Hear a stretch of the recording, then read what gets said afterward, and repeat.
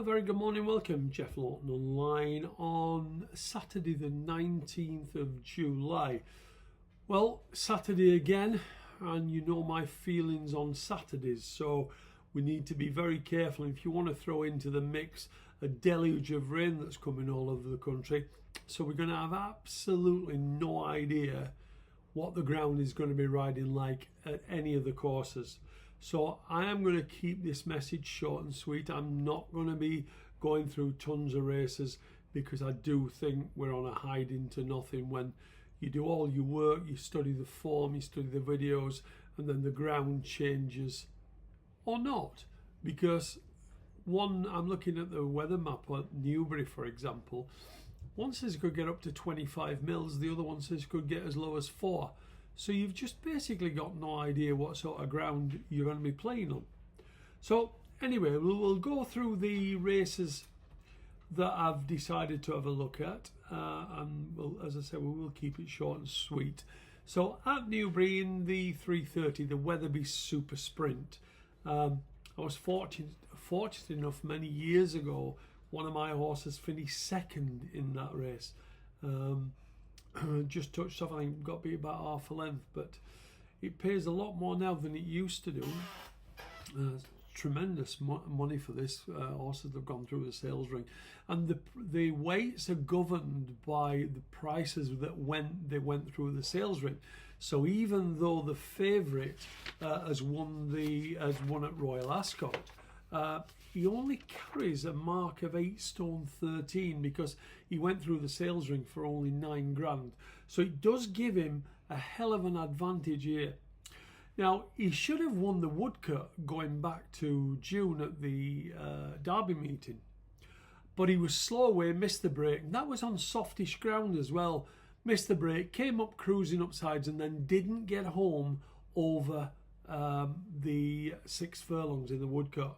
Dropped back to 5 furlongs at Ascot and absolutely sluiced up. And although they're giving plenty of reasons, he's not drawn great in 9. The favourites don't have a great record. I see no reason why he won't win this. His form is so superior to any of these. I would have him at least £5 clear of everything else in this race, and not many others are guaranteed to go on the ground where he will. So I do think that he would be one that we could say will handle the ground and should take the beating. The other one this afternoon that will, and it's probably going to be no price, but in the 355 at Ripton, the Reverend of William Haggis's. That's a horse that relishes soft ground, and if you look at the weather maps, Ripton is supposed to be getting a real deluge. So if that's the case, he'll be in his element today, and I don't see that anything should get close to him, but he'll be priced accordingly, and so I've not got involved. The only other place I want to look is at Doncaster tonight. In the 7:15, another William Haggis horse here, Sir William. Now he's been running in better grade than this. This is quite a drop down in class for him, and his last few runs say to me that he'd be better than these. And he's got soft ground form from last year when he finished second at Haydock. Ought to be good enough to win this. And in the 8:45, now this is one I don't know is definitely going to handle the ground. I think it will. I suspect it will, and that's Belgravian.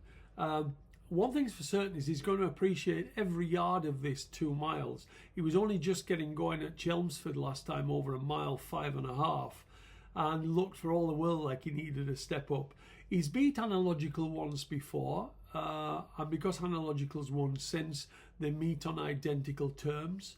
So I see no reason why that one should reverse form. And assuming that he goes on the ground and he does look a big, strong type, then I think he'll be winning. So I'm going to leave it for that today. I have put 2 maximum bets up on my private service. If you are interested, drop me an email, jefflawtonmanagement@gmail.com. And if you haven't already, hit the subscribe button, and I will speak to you on Monday. Many thanks for dropping by.